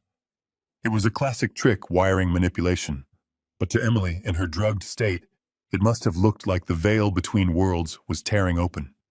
She let out a small, terrified whimper. Then the sound began. It started as a low static coming from everywhere and nowhere at once. Jason had installed the speakers well. Out of the static, a voice emerged. It was faint at first, then clearer. My blood ran cold. It was Catherine. It was my wife's voice. I felt a surge of nausea. They had taken old home videos, voicemails, and memories, and they had fed them into an AI program. They had synthesized the voice of the woman who had loved them more than life itself, and they were using it as a weapon. Emily sat up straighter, her breath hitching in her throat. The voice called her name. Emily, it whispered. My sweet Emily. It was a perfect imitation, capturing the cadence, the warmth, even the slight lisp Catherine had when she was tired. But to my ears, it was metallic. It was hollow. It lacked the soul. Emily began to weep. She called out for her mother, her voice breaking. The AI voice responded. It said it was cold. It said it was trapped. It said it couldn't move on to the light because of the burdens left behind. This was the script Jason had written. He was guilt-tripping his sister from beyond the grave. The madame urged Emily to listen closely. The voice spoke again, louder this time, with a desperate edge. It told Emily that the house, the estate, the money, it was all heavy chains binding her spirit to the earth. It said that in order for her to find peace, Emily had to let it go. She had to release the burden. Jason reached under the chair and pulled out a leather folder. He opened it and placed it on Emily's lap. Inside was a document, a deed of transfer, a power of attorney. He placed a heavy fountain pen in her trembling hand. He leaned in close, his voice blending with the fake voice of his mother. He told her to do it for Mom. He told her it was the only way to stop her suffering. I watched Emily. Her hand was shaking so hard she could barely hold the pen. Tears were streaming down her face, ruining her makeup. She looked at Jason, then at the empty air where the voice was coming from. She was terrified of hurting her mother. She believed it. God help her, she believed it. The AI voice became more urgent. Sign it, Emily. Sign it and set me free. Sign it so I can rest. The cruelty was absolute. They were torturing her. They were breaking her heart to fill their bank accounts. I sat in the corner, a silent statue. My grip on the remote tightened until my knuckles turned white. I was memorizing every second of this, every word, every lie.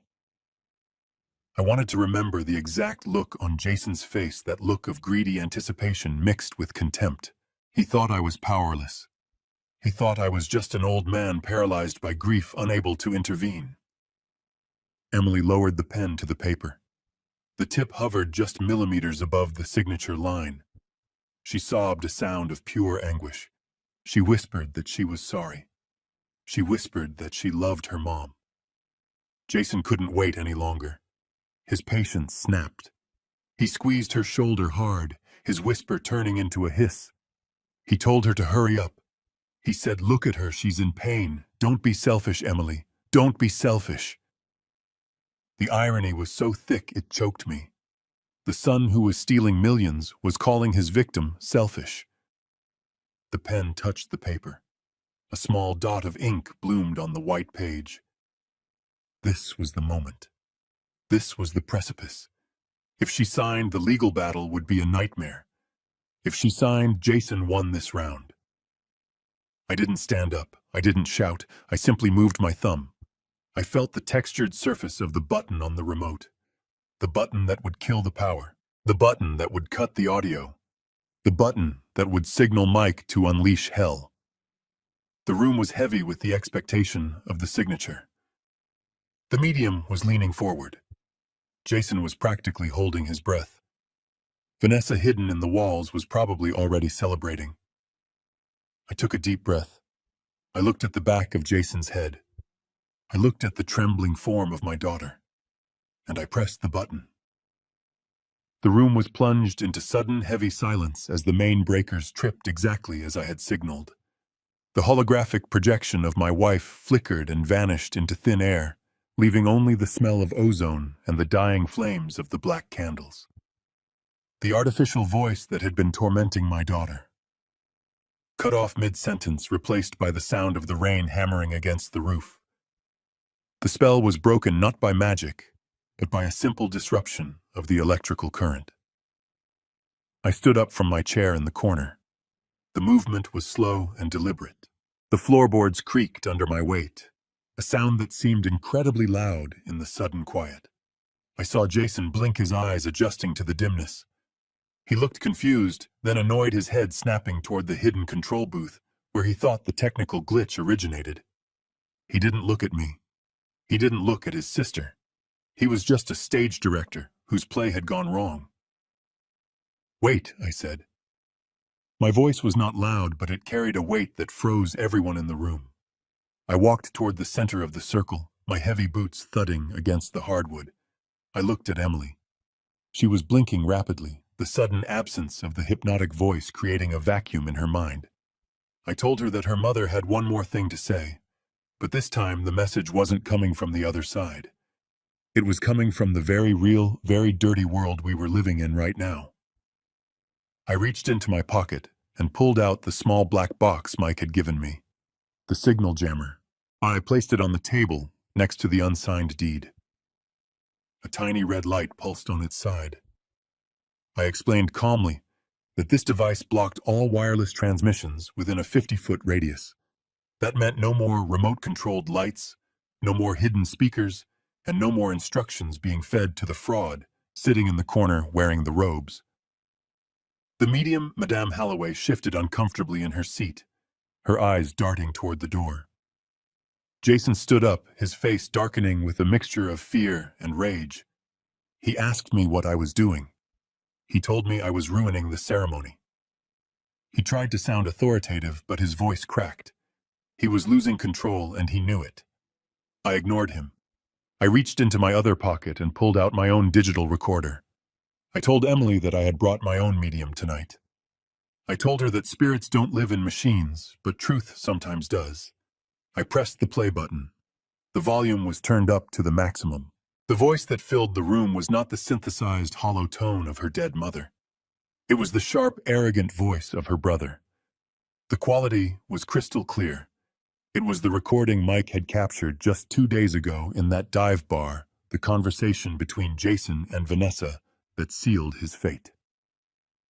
"My wife is an idiot," the recording of Jason sneered. The sound bounced off the walls, grotesque and undeniable. "Just scare her a little more with the ghost stuff, and she will sign anything. Once this is done, I will toss you 500,000. I walk away with 5 million and full control of the estate." She is so medicated she won't even know what hit her." The silence that followed was absolute. It was the silence of a world shattering. Emily sat frozen, her mouth slightly open, the pen slipping from her fingers and rolling onto the floor with a soft clatter. The drug-induced fog in her eyes began to clear, replaced by a dawn of horrifying realization. She looked at the brother she had trusted, the brother she had leaned on, and for the first time she saw the wolf beneath the skin. Jason went pale. His mouth opened and closed, but no words came out. He looked at the recorder, then at me, then at Emily. The mask of the grieving son had fallen away, leaving only the naked greed of a desperate man. And then the final piece of the puzzle fell into place. From behind the wall panel where the ventilation system was accessed, there was a loud crash. Vanessa panicked by the jammer cutting her audio feed, and hearing her own voice being played back in the room, had tried to move. She stumbled in the darkness of her hiding spot. A heavy brass candelabra fell over with a deafening clang. The hidden door popped open, and Vanessa spilled out into the room. She was holding a microphone and a tablet tangled in wires. She looked disheveled, her eyes wide with shock, as she realized she had just walked onto the center stage of her own destruction. She looked at Jason, then at me, and scrambled to stand up, smoothing her dress, as if dignity was something she could still claim. Emily let out a sound that I will never forget. It was a gasp that turned into a sob of pure betrayal. She pushed the chair back and stood up, her legs shaky but holding. She looked at the woman she had called a sister-in-law, the woman hiding in the walls like a rat. And then she looked at Jason. The look she gave him was not one of sadness. It was one of disgust. Jason saw that look. He saw his $5 million dissolving into mist. He saw the prison bars closing in. Panic took over. The animal instinct to survive at any cost kicked in. He didn't apologize. He didn't beg. He attacked. He let out a guttural roar and lunged across the room toward me. His eyes were fixed on the recorder in my hand. He wanted to destroy the evidence. He wanted to silence the truth. He moved fast, fueled by adrenaline and desperation. Emily screamed, but I didn't flinch. I didn't step back. I had spent 40 years on construction sites. I had faced down union bosses, corrupt inspectors, and shifting foundations. I was 72 years old, yes. My joints ached when it rained and I couldn't run a marathon anymore. But I was not frail. As Jason reached for me, his hands clawing for the device, I shifted my weight. I gripped the handle of my heavy oak cane, the one I had carried since my knee surgery. I didn't use it to support myself. I used it as an extension of my will. With a swift, practiced motion, I swung the cane in a low arc.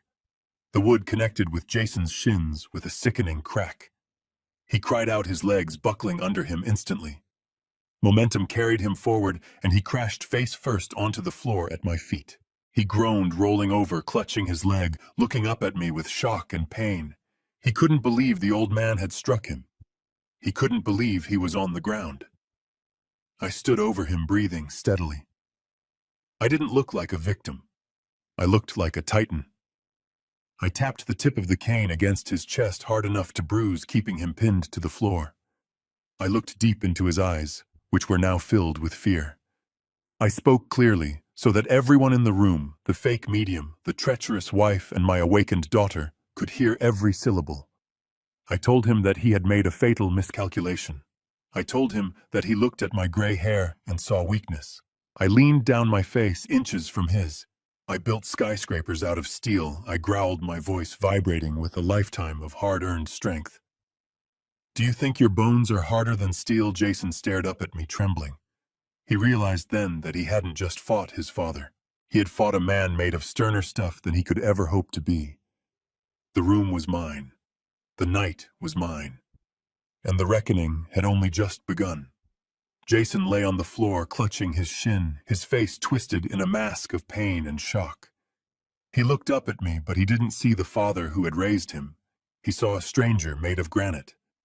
I didn't offer him a hand to help him up. I didn't offer him pity. Instead, I reached into the inside pocket of my jacket and pulled out a thick blue folder. I let it drop from my hand. It landed squarely on his chest with a heavy thud sliding off to rest against his arm. He looked at the folder, confusing clouding his eyes. He recognized the logo on the front. It was from the holding company in Las Vegas, the shell corporation used by the loan sharks he had been running from for months. He opened it with trembling hands.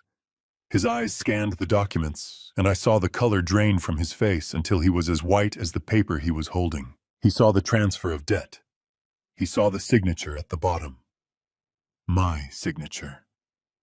I spoke to him in a voice that was calm and cold, the voice of a judge delivering a sentence. I told him that I had bought his life. I told him that the $2.4 million he owed to the kind of men who break legs for sport now belonged to me.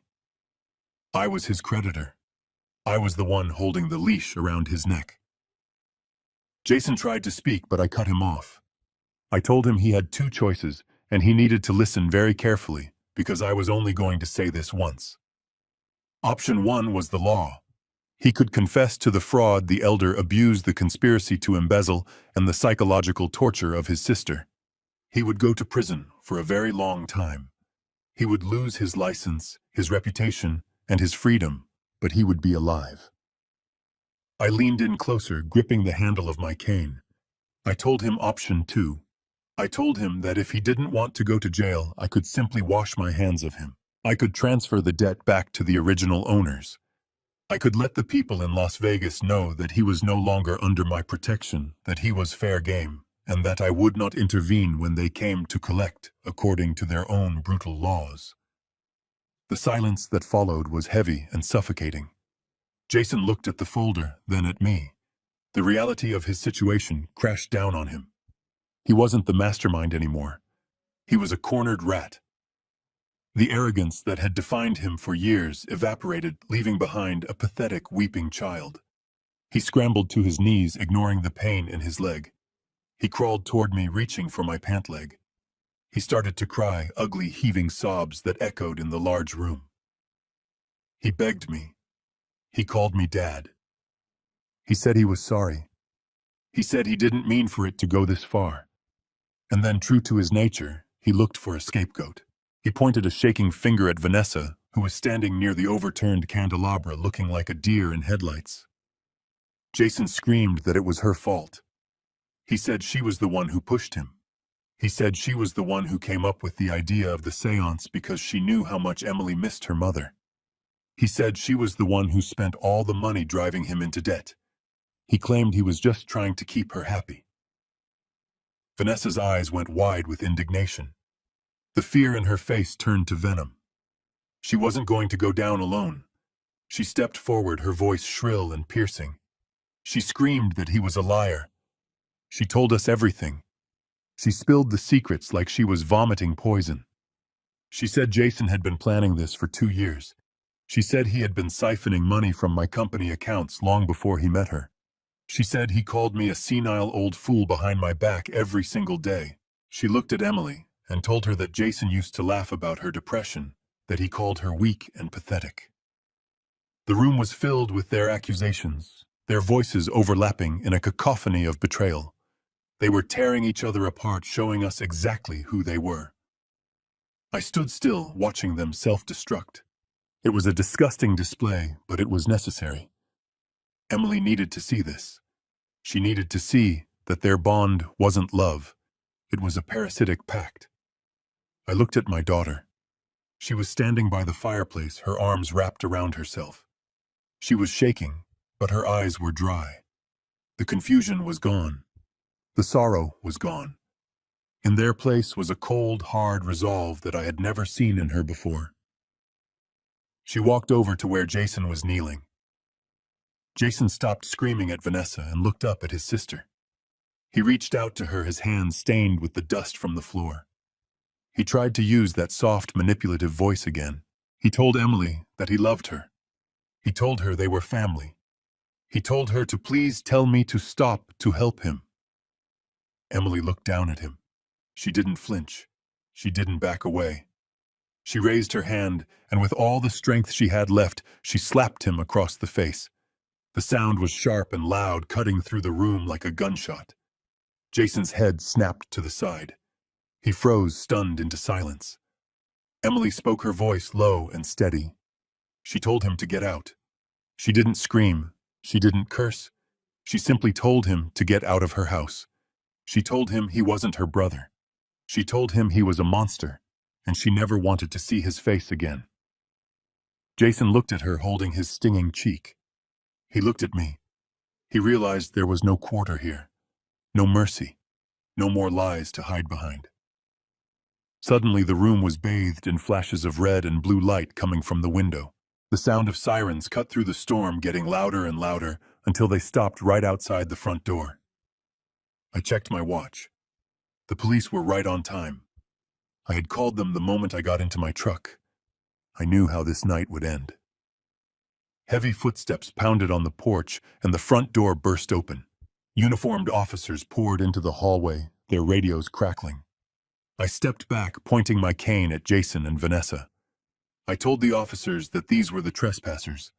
I told them these were the people attempting to defraud a vulnerable woman.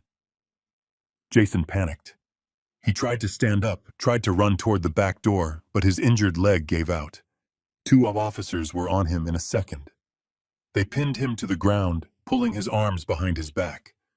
The sound of the handcuffs clicking shut was the sweetest music I had heard in years. Jason started screaming. He screamed my name. He screamed for a lawyer. He screamed that it was a mistake. He was thrashing, crying, begging a man whose entire world had collapsed in the span of an hour. Vanessa was crying silently as another officer led her away. Her head hung low. I watched them drag my son out into the rain. I felt a deep, aching sadness in my heart, the kind that only a parent can feel when they realize they have failed to raise a good man. But beneath the sadness, there was relief. It was over. The cancer had been cut out. I turned to Emily. She was still standing in the center of the room, watching the open door. I walked over to her and opened my arms. She collapsed into me, burying her face in my chest, sobbing. But these weren't tears of despair. They were tears of release. I held her tight, stroking her hair, whispering that she was safe now. I told her that the ghosts were gone.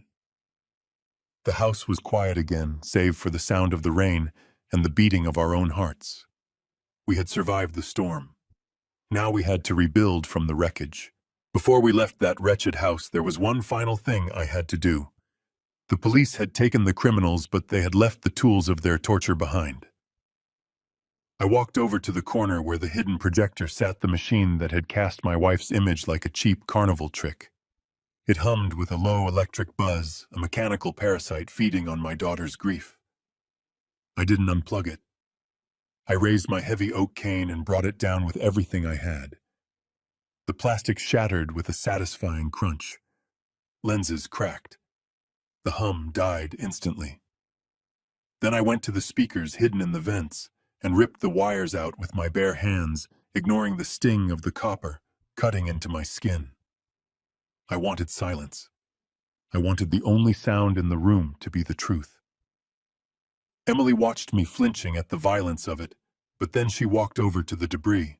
She picked up a piece of the broken projector, a jagged shard of black plastic. She looked at it, then at me, and dropped it into the trash can. "It wasn't magic," she whispered, her voice gaining a fraction of strength. "It was just plastic and lies." "That is all they ever were," I replied, taking her hand. "And plastic breaks." The flashing lights faded and the sirens died away, leaving my house in a silence that felt heavier than the storm outside. The legal aftermath was a long and exhausting road, but I walked every step of it with my head held high. Vanessa, true to her nature of self-preservation, testified against Jason in exchange for a plea deal. She received a reduced sentence of 5 years in a minimum security facility, a slap on the wrist perhaps, but her testimony ensured that the true architect of this nightmare was put away for a very long time. Jason was sentenced to 20 years in federal prison without the possibility of parole for fraud, embezzlement, and elder abuse. When the judge read the verdict, Jason finally looked at me. There was no anger in his eyes anymore, only a profound emptiness. He realized too late that he had traded his family for a mirage of wealth that never existed. I didn't feel triumph as they led him away in chains. I felt the deep, aching sorrow of a father who had to amputate a limb to save the body. But I also felt relief. The cancer was gone. I didn't let Emily stay in that house of horrors a moment longer. I packed her things and brought her back to the home she grew up in, the home where the walls still held the warmth of happier memories. For the first few weeks, she was like a ghost moving silently through the rooms, clutching a blanket and staring out the window. The doctors said she needed time to detox from the heavy sedatives Jason had been feeding her, but I knew the healing she needed went deeper than chemistry. She needed to find her roots again. I didn't offer her empty platitudes or tell her that everything happens for a reason, because some things happen simply because people are cruel. Instead, I offered her a pair of gardening gloves. One crisp morning, I walked into the living room and handed her the gloves and a trowel. I told her to come outside with me. We walked to the backyard, to the corner where Catherine's rose garden used to be the envy of the neighborhood. During my grief and the chaos with Jason, I had let it fall into ruin. The bushes were overgrown with thorns and weeds, choking the life out of the soil. It looked hopeless, much like how Emily felt inside. I got down on my knees in the dirt and started pulling at the weeds. I didn't say a word. I just worked. After a few minutes, Emily knelt beside me.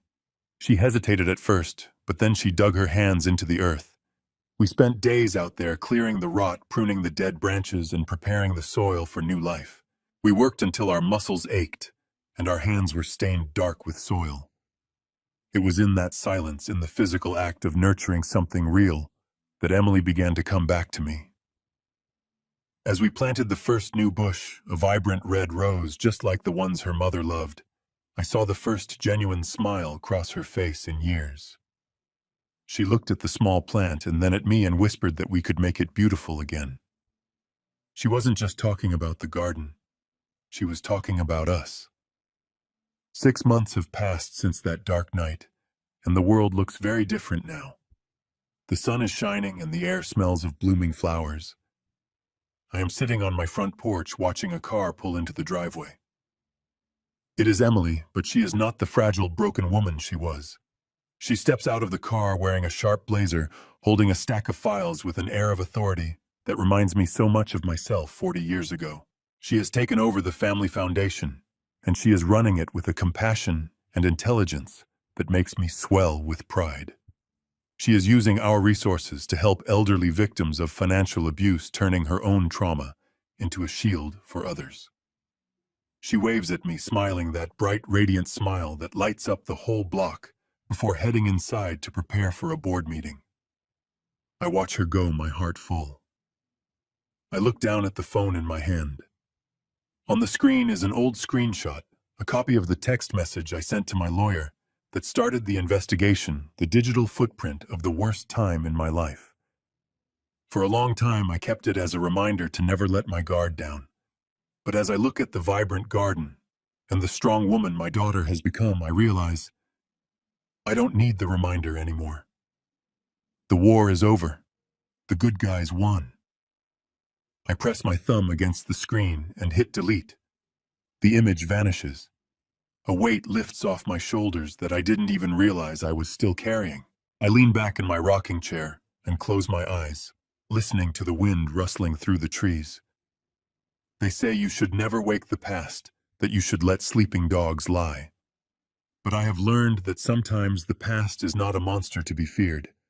Sometimes the past is a guardian that wakes up just in time to protect the future. I look up at the blue sky and speak into the breeze. Catherine, I did it. I kept my promise. Our girl is safe and the house is clean. You can rest now.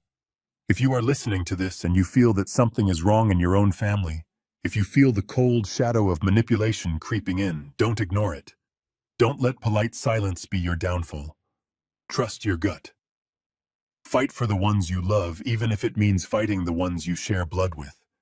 Because at the end of the day, family is not just about DNA. It is about who stands by you in the storm and who tries to leave you in the rain. Share this story if you believe that truth is worth fighting for. The biggest lesson I learned from this ordeal is that evil often wears a friendly face, and sometimes it shares your last name. We are taught that family is sacred, and that we should sacrifice everything for them. But there is a line where sacrifice becomes self-destruction. True loyalty is a two-way street. When someone shows you they are willing to hurt you for their own gain, believe them the first time. Protecting yourself and your peace is not an act of selfishness. It is an act of survival. Never let anyone, not even your own child, take away your dignity or your sanity. If this story touched your heart or opened your eyes, please subscribe to the channel and share it with someone who needs to hear this message.